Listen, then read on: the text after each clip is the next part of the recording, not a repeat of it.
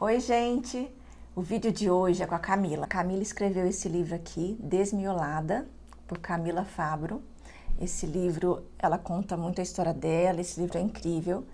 E ela também fez um documentário, chama Olhares, Vida Após o AVC.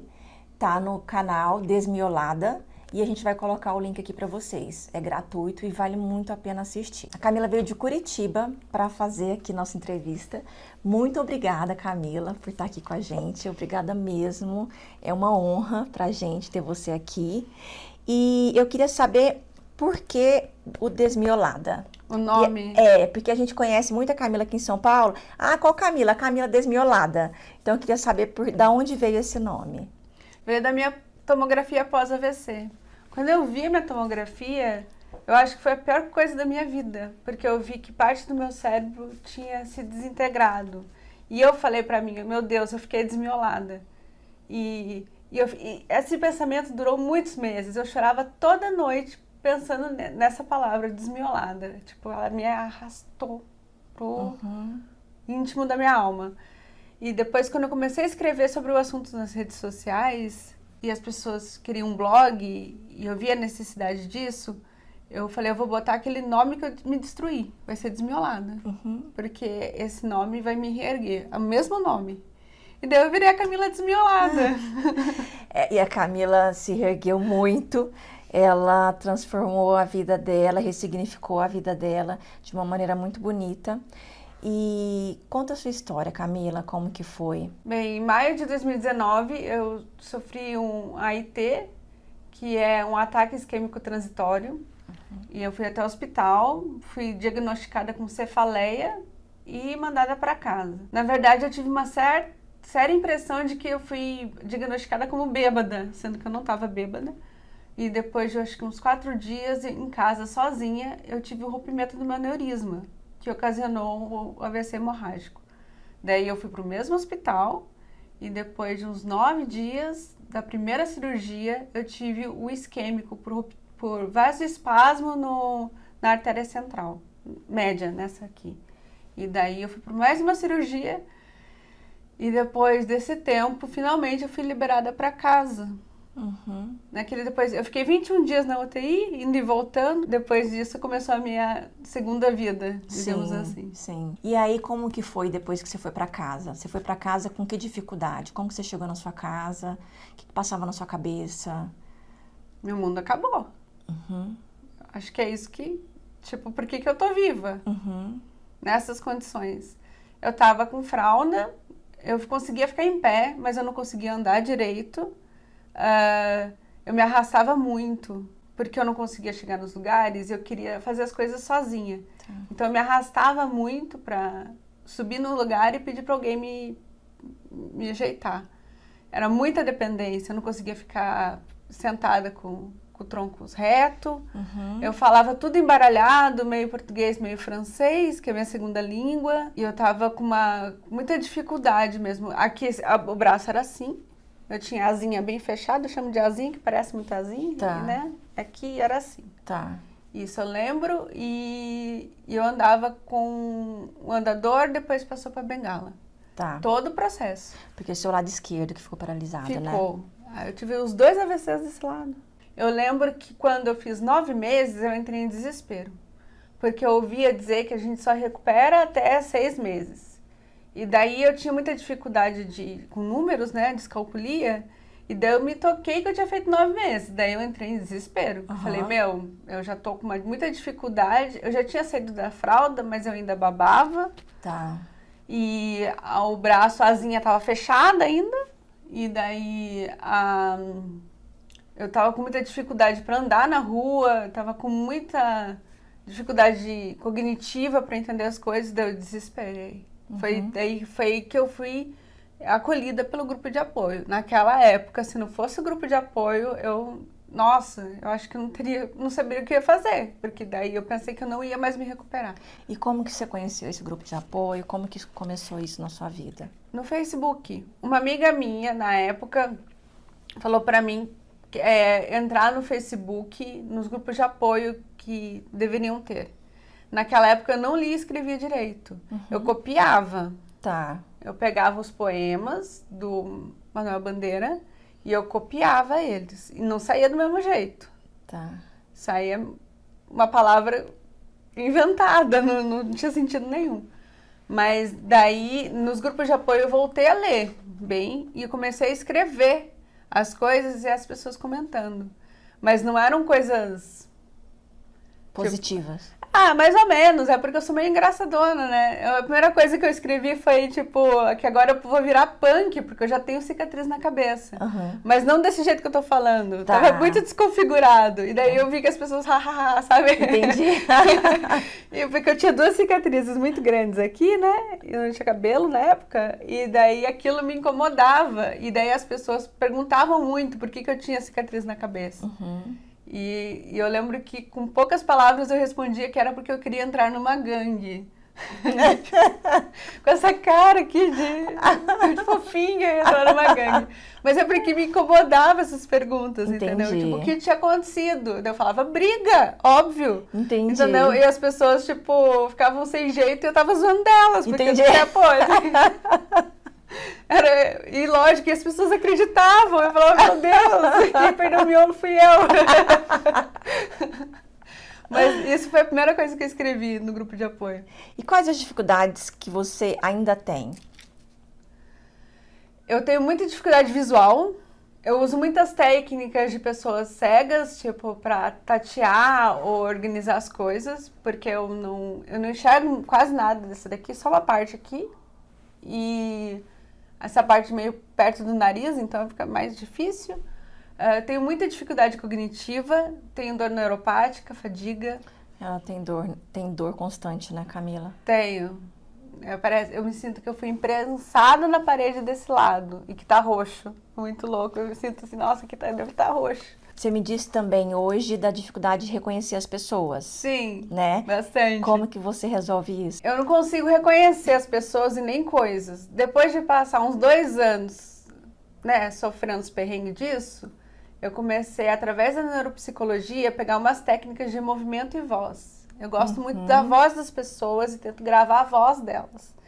E daí eu percebi que as pessoas, elas fazem o mesmo movimento para andar ou para sentar, elas têm o movimento delas, e daí eu sei que são elas. Ou às vezes também ajuda, tipo piercing, tatuagem, um brinco diferente, o estilo da roupa, isso me ajuda a saber com quem eu tô falando, senão eu não sei com quem eu tô falando. E você disse que se tiver uma pessoa do mesmo tamanho, que são parecidas de alguma forma, fica bem mais difícil para você, elas né? são iguais, tipo Ficam gêmeas, iguais. assim, muito louco. E também se a pessoa tem o nome de uma pessoa famosa, tipo, eu já me hospedei num lugar em que tinha uma Anitta trabalhando lá. E eu vi a cantora, e eu falei, não pode ser, né? Não faz sentido.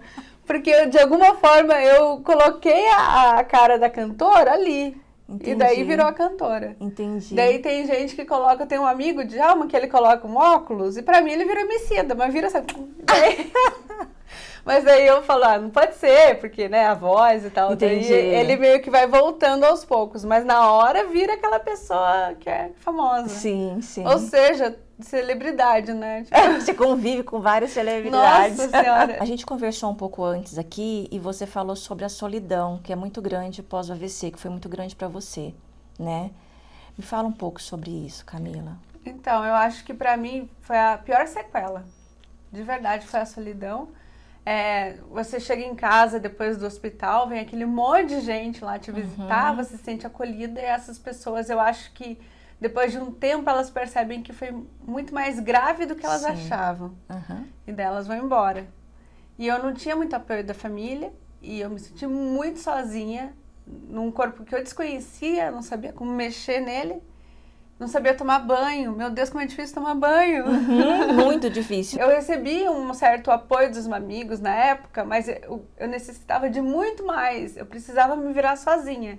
E daí, no grupo de apoio, perguntando essas coisas, eu fui descobrindo dicas. E eu acho que eu fui recebendo muito amor, porque todas essas dicas eram enviadas de uma maneira muito verdadeira. E eu comecei a ser acolhida por isso. E daí eu entrei num grupo de apoio do Facebook e eu fui vendo as pessoas se reabilitando. Então eu vi que tinha vida após aquilo. Porque até então eu não sabia. Eu pensei que eu não ia melhorar nada. E daí eu fui fazendo amizade e a gente migrou pro WhatsApp, essas primeiras pessoas, que são as pessoas que foram no documentário. E a gente começou a se ajudar muito. E eu recebi muito apoio, eu recebi muito amor. Eu transbordei de amor. E esse emocional de ser acolhida me ajudou muito fisicamente. Porque daí eu sentia que eu precisava... Eu queria muito ir na físio, para ela que gravasse para mim um vídeo de eu andando, para colocar no grupo. Porque eu também queria mostrar que eu tava começando a andar, sabe? Isso. Então, tipo, aquilo foi me motivando muito. E eu lembro que até uma amiga, que hoje é muito minha amiga, né? Ela é de Recife. E eu me arrastava muito para ir de um lugar para o outro, porque eu não conseguia manter o tronco. E ela falou assim, não, tu vai ter que andar, tu tem que sair do sofá, da cama, em pé. E você tem que fazer isso, porque senão você não vai conseguir andar de novo. E daí eu lembro que foi ela que me incentivou a andar. Até hoje, quando eu levanto da cama, eu lembro dela. Que lindo. Então foi onde eu consegui muito apoio e amor mesmo. Sim. Você fala no documentário, né, que os médicos se salvaram, mas quem te devolveu a alma foi o grupo de apoio, né? Foi. Quem me deu a alma foi os sobreviventes de AVC. Porque foram o meu grupo de apoio, das pessoas que sabiam que eu estava passando, que eu não estava fingindo, que eu não estava carente, precisando de atenção. Eu estava num momento desesperador na minha vida.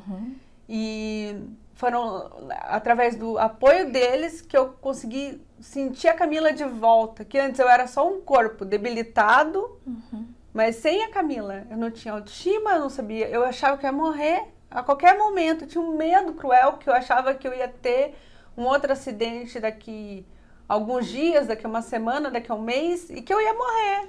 Eu tinha certeza. E através disso, eles me deram tanto amor que eu comecei a ver vida após o AVC. A gente se encontra no outro, né? A gente... Não é diferente de contar para alguém que nem imagina o que é isso.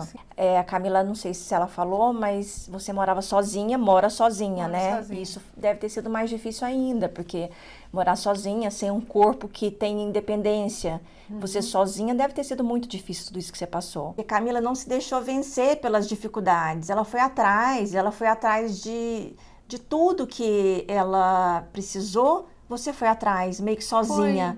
Né? Você é muito especial. Tudo que você conquistou na sua vida, nossa, em pouco tempo, Camila, em pouco tempo. Quantos anos tem?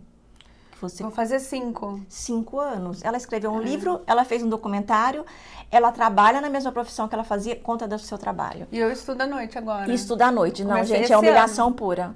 Eu chorei na hora da matrícula. Gente.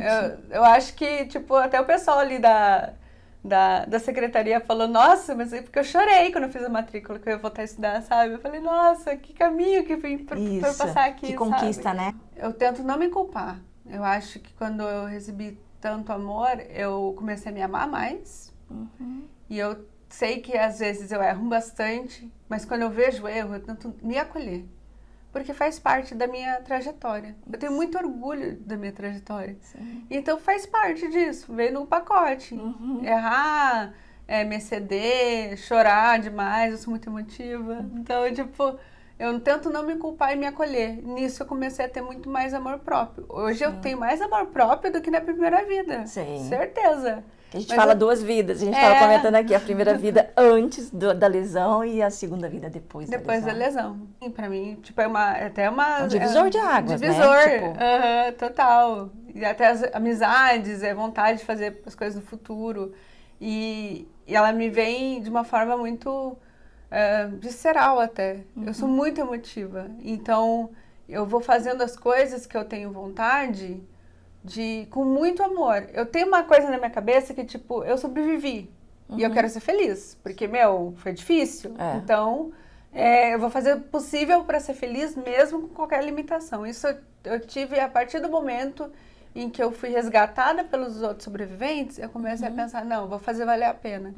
E eu vou fazendo essas coisas de uma maneira tão amorosa mesmo, de gratidão, que eu comecei a pensar no documentário do tipo, eu tenho que fazer alguma coisa, eu sou roteirista, eu trabalho com audiovisual, eu tenho que colocar isso para as pessoas verem que é possível ter essa união, que é possível se reabilitar, que é possível ter vida.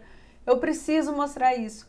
E eu acho que de alguma forma, Fer, isso me salvou. Com porque certeza. eu comecei a não pensar que eu ia morrer. Eu falei, não, eu tenho que entregar esse documentário antes de morrer, depois eu tô liberada. Mas assim, agora não, entendeu?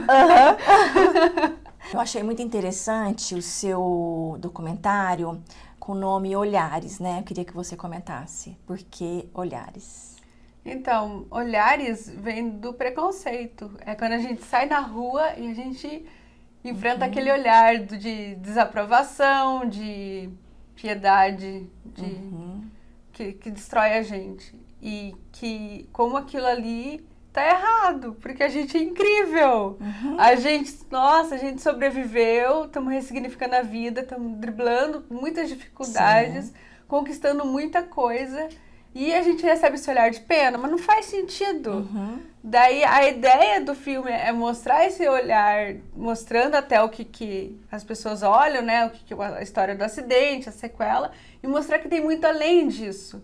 E para mudar o nosso olhar, para, né, tirar o autocapacitismo de você achar que depois de uma lesão você não vai conseguir nada na vida. Sim. Porque daí eu mostro as vitórias das pessoas depois do acidente, entendeu? E como que isso é possível. Então, se a gente se olhar com muito amor e dedicação, e cuidado e acolhimento, as pessoas vão diminuindo esse olhar de julgamento do outro. Sim. Porque a gente não deixa, entendeu? Você já interrompe. Não, esse olhar eu não mereço. E lá no seu documentário, eu achei interessante uma parte que as pessoas falam, que a gente precisa estar amputada, uma parte do corpo, na cadeira de rodas, para a pessoa entender que você tem alguma limitação, né? Pessoas que às vezes são um jovem que está em pé no metrô, decide sentar no assento especial e aí o outro vai, briga e xinga e... Como assim? Você tem idade para sentar aqui? Deixa para os mais velhos e não sei o quê. Então, é complicado também. Isso, né? Eu abordo muito no documentário também as sequelas visíveis e invisíveis. E muita gente me pergunta a respeito disso, ou até se acha até invalidada por se colocar como PCD, sendo que não tem uma deficiência invisível. Mas ela sente cansaço, ela sente dor, ela sente tontura, ela sente falta de localização. Então, ela também tem os direitos das pessoas com deficiência. Não é privilégio, é nosso direito. Sim. E no ônibus também, ela tem o direito, porque ela cai. A gente até, a tua mão voltou, mas se você segurar lá no ônibus dando uma freada, você já tá lá com o motorista, entendeu? Porque você não tem o controle do corpo. Então, aquele assento preferencial também é nosso. E muitas vezes a gente é julgada de sentar porque, aparentemente, a gente tá bem. Sim, eu acho que o julgamento faz parte da sociedade. Todo mundo julga que não conhece. Todo mundo julga. E todo mundo acha que a dor do outro é menor. Mas a gente precisa estar consciente dessa situação para lutar pelo que é nosso. Sim. Sempre vai ter essa camada de preconceito com o diferente. E não é só com a gente. Todo mundo que é diferente sabe muito bem que é difícil ser acolhido ou aceito, né? Tem isso. Sim. Então, quando você lida com isso, você tem que saber que existe e que você vai encontrar suas estratégias para se defender desse tipo de preconceito. Sabe? Sim. E sendo até do alto preconceito, não é porque você não aparenta ter uma deficiência que você não sofre com ela. Com certeza. Né? Com o documentário, eu acho que você viu várias experiências de várias pessoas, né? Conta um pouco como foi, o que mais te marcou, como foi? Então, algumas gravações foram online por causa da pandemia e por causa da distância, e outras foram presenciais. E o roteiro mudou várias vezes, porque eu sempre fazia uma pergunta do que a pessoa queria falar que nunca foi perguntado. Entendi. E geralmente era uma coisa muito importante. E todos eles me emocionaram porque foi com tanta coragem, com tanto amor para contar a história, para contar um momento tão triste da vida, para falar sobre aquilo ali, para ajudar outras pessoas com o documentário, que eu tive muito, muito cuidado com isso.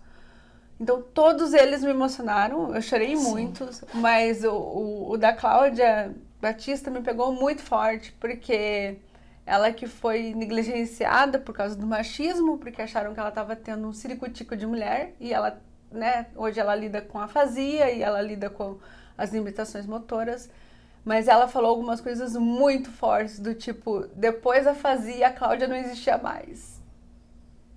Eu acho que é isso que a gente sente depois do acidente, eu não existo mais.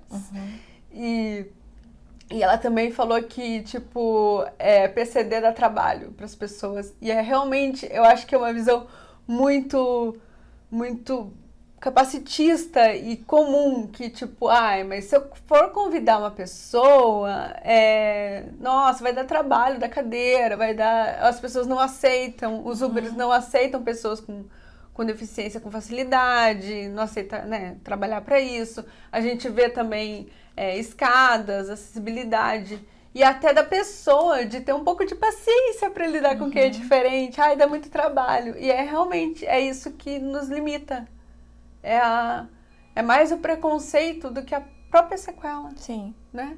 O Djalma fala isso na música que ele compôs pro documentário. Inclusive a música dele é linda. É linda, mas é verdade. Porque a gente é impedido de viver não pela deficiência adquirida, mas pela sociedade não aceitar a gente como somos. E tem uma parte do documentário que ela pegou e falou assim, que ela tava com a mão tremenda ainda, ela tava muito cansada. E ela falou, mas eu aceitei isso daqui, por que você não aceita? E, nossa, menina, aquilo ali assim, eu falei, tipo... até hoje me emociona, forte, né? Muito forte. Você comentou comigo e com a Gi, agora há pouco, sobre algumas crises de ausência que você tem, como se fosse uma crise de ausência, e eu acho legal falar, porque outras pessoas podem ter, e não é algo que eu vejo muito, sabe? Que é muito comum nas pessoas que eu entrevisto. Eu acho que a crise de ausência vem do tipo de epilepsia que eu tenho, e ela veio do segundo AVC. O segundo AVC, o isquêmico, na verdade, ele foi como se fosse uma estaca. Ele foi muito profundo, ele foi daqui pra cá, sabe? Assim.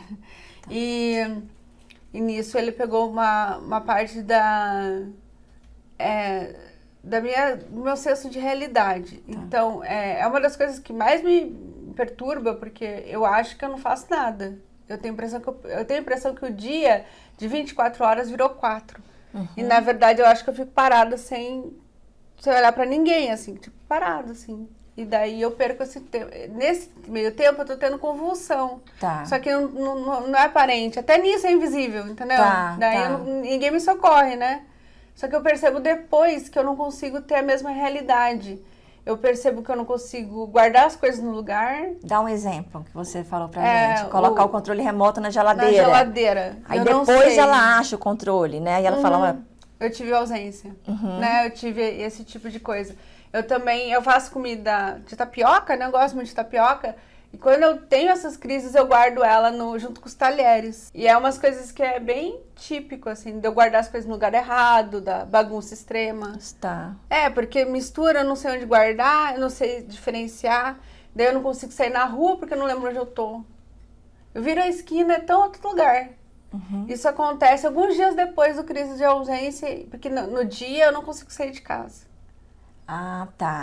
O controle urinário também, né? Eu tenho que tem que vaza um pouco, daí eu tenho que começar Mas um dia ou vários dias? Não, é logo depois que eu volto pra consciência. Que você sai daquela crise, Isso. Daí vem a dor muito forte, e daí eu percebo, daí eu não que eu esqueça que eu tive AVC, isso nunca vai acontecer, todo dia eu lembro, mas daí eu vejo que o peso da sequela da minha vida, da minha consciência. Entendi. Porque eu morro de medo de perder minha consciência. Claro. Então, tipo, porque eu já perdi ela, né? Eu sei o perrengue que é.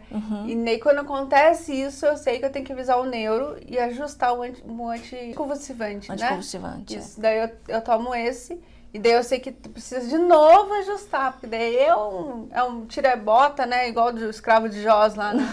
Nossa, daí aumenta um daqui, daí coloca esse pra outra coisa, daí vai dar outro efeito colateral, daí tem que avisar. Mas daí eu sei, quando eu tenho assim, nossa, eu desabo. Eu sei que, tipo, eu me perdi de mim. Sim. Foi uma parte que eu me sinto meio que eu morri naquele momento da vida. Naquele pedaço, porque ele não existiu mais. A gente podia ficar aqui, porque a gente falou aqui muito tempo, que a gente vai ter que reduzir para passar para vocês, que é uma pena.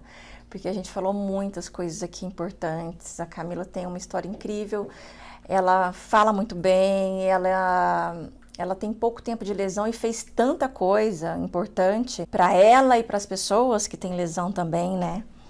E eu agradeço muito você ter vindo. Muito, muito, muito mesmo. É um presente ter você aqui. A gente se viu pessoalmente uma vez só, né? No simpósio. E agora eu liguei para ela veio para São Paulo para divulgar o documentário. E eu falei, Camila, a gente tem que gravar. Você tem que estar no canal. E ela aceitou e eu agradeço muito. Espero que vocês tenham gostado. Curte, comente, compartilhe, porque eu acho que vai ajudar muitas outras pessoas. Não deixe de ler o livro dela, não deixe de assistir o documentário, que é muito lindo. E eu espero vocês no próximo vídeo. Camila, muito obrigada. Eu que agradeço. Obrigada mesmo, viu? Deu certo. Minha querida. É um leque, né? Eu tô esperando o Netflix me chamar pra gente fazer um episódio de cada um, né? Isso mesmo! Pegar todos aqueles negócios. Isso, adoro, adoro. Tá tudo guardado, porque tudo é meu ali, guardadinho. Sim. Mas tem tanta coisa que não foi pro documentário, que são coisas tão lindas de história de vida mesmo, e que tá ali guardadinho esperando um dia virar uma série e tal. Sim. A gente tem delay, entendeu? Nossa, todo mundo tem delay, mas a gente tem um delay de 2 dias. Daí 2 dias você acorda e você fala, meu Deus, eu devia ter respondido isso agora que chegou a resposta. Eu fui andar do metrô, né, no Barra Funda, porque eu penso vir pra cá, né, daí morar, né, pra fazer as coisas, daí eu falei, eu preciso pegar e ficar perto de Barra Funda. Menina, eu acho que eu dei 15 voltas lá. Mas, gente, eu acho que eu fiz um fuzuê com todos os funcionários. Eu ia para pessoas que eu já tinha perguntado para perguntar a mesma coisa, 1 hora depois.